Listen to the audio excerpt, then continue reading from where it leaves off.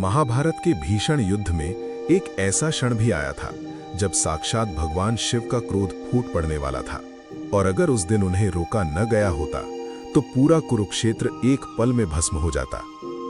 कुरुक्षेत्र का युद्ध अपने चरम पर था। एक ओर थे अर्जुन और दूसरी ओर महाशक्तिशाली योद्धा अश्वत्थामा। दोनों के बीच ऐसा भयंकर संग्राम छिड़ा था कि आकाश कांप रहा था। अश्वत्थामा, जो स्वयं द्रोणाचार्य के पुत्र थे, उन्होंने क्रोध में आकर एक ऐसा अस्त्र उठा लिया जिसे देवता भी प्रयोग करने से डरते थे, पाशुपतास्त्र, जो स्वयं भगवान शिव का सबसे विनाशकारी अस्त्र था।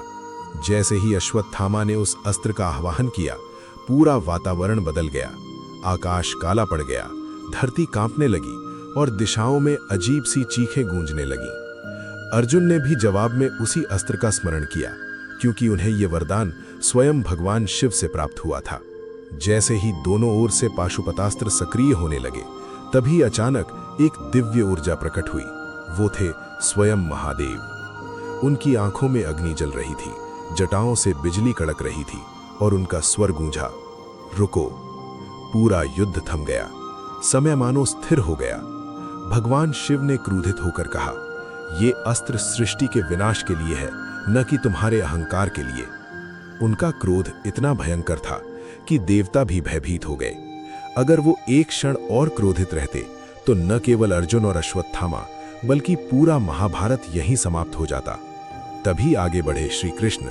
उन्होंने विनम्रता से कहा, प्रभु, ये द्वापर युग है, यहाँ धर्म की स्थापना के लिए युद्ध हो रहा है, विनाश के लिए नहीं। श्री कृष्ण के शांत और गूढ़ वचनों ने महादेव के क्रोध को शांत कर दिया।